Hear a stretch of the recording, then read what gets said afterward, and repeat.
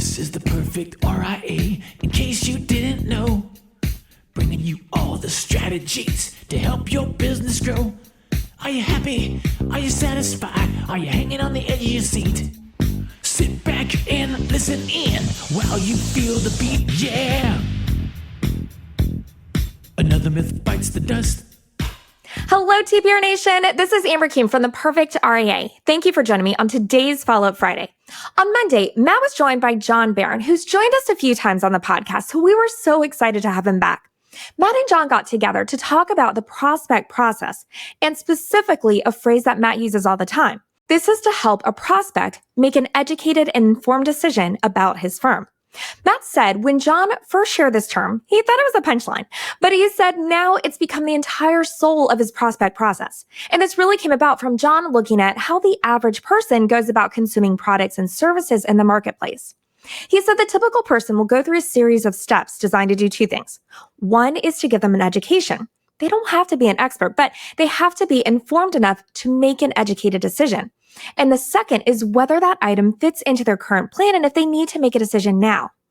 John said the idea behind a prospect process that works is that it takes your differentiating value, puts it front and center, and not just proposes that it ought to be something people care about, but that it gives them an education on why does that thing matter? Why is it valuable?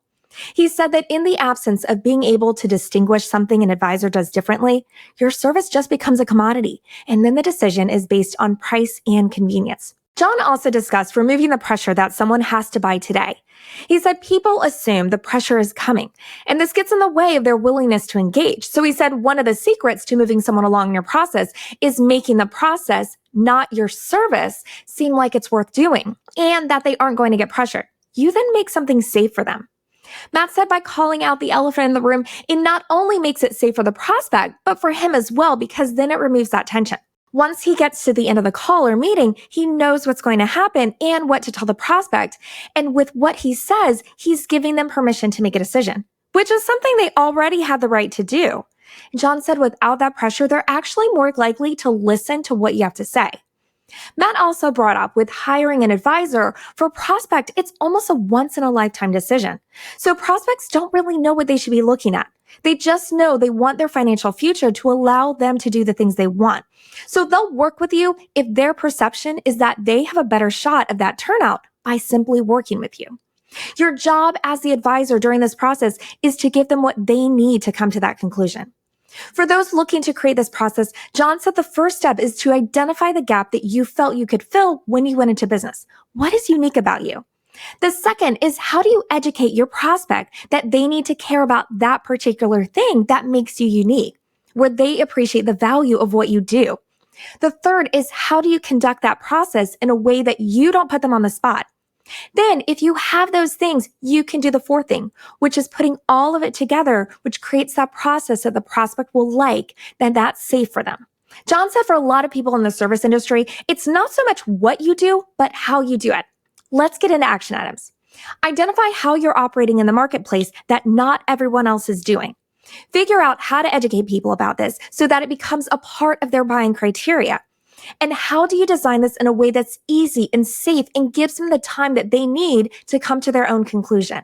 On Thursday, Jamie dove into compensation for employees. She said the number one thing an employee should concentrate on in their organization is becoming indispensable. This is a great episode for team members as to the way that you can approach your employer about the compensation.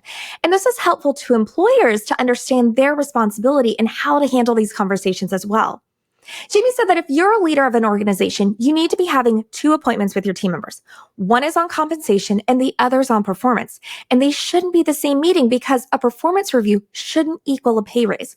Those performance reviews are an opportunity to show where there's room for improvement and provide tools for those weaknesses.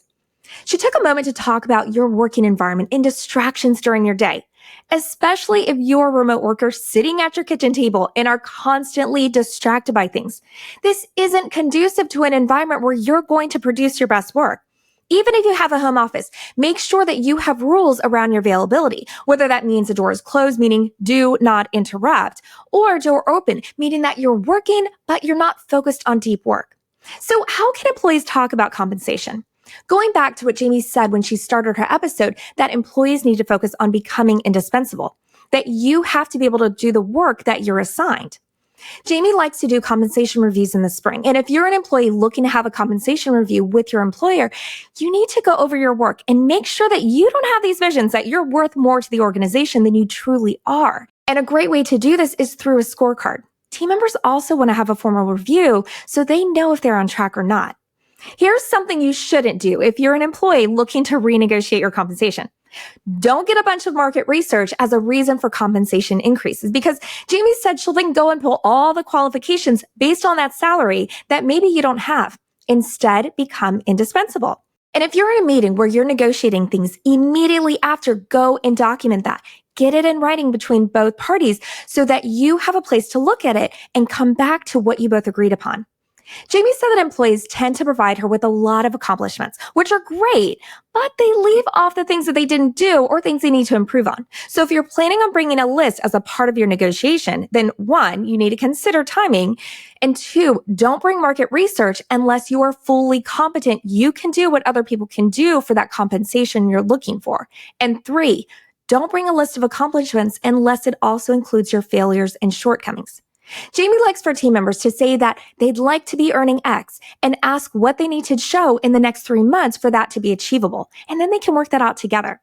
She said that if there's more money, there has to be more value. So if as an employee, you're looking to have these compensation conversations, you need to be providing more value. The work that you're going to get paid for with the salary increase is not because of the work that you did, but the work that you're going to do. She said this is a problem for a lot of team members because they look at all the things they've done and feel that they should be paid more for that. But that salary has already been agreed upon. So Jamie said if you want more compensation, then it's more value, and you need to remind your employer what you're giving them for that compensation. Let's get into action items. If you're a lead or a business owner, you need to schedule performance reviews and compensation reviews with every employee. Don't make them think that they need to come to you. If you're an employee, remember that timing is everything. If something bad has happened, whether with your own job or the company, don't go ask for a raise at that time. Also, don't do a bunch of market research unless you're confident you have all the skills and experience that the job is being published for. And if you bring your strengths, bring your weaknesses too, in areas that you need to improve on. Asking for future compensation means you're bringing more value. And if you don't know what the value is, look at the pain points. And lastly, for advisors, make sure that you're implementing email delegation and make sure that you have a clients at email address. Before we go, TBR Nation, if you're ready to grow and dramatically impact your life and those around you, and you want resources to help, reach out to us at lifestyle@theperfectra.com, or you can visit theperfectra.com/grow.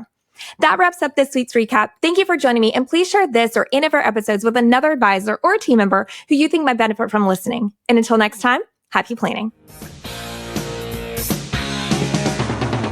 Hold on before we go. Something that you need to know. This isn't tax, legal, or investment advice. That isn't our intent. Information designed to change lives. Financial planning can make you thrive. Start today, don't think twice. Be a better husband, father, mother, and wife. The perfect RIA.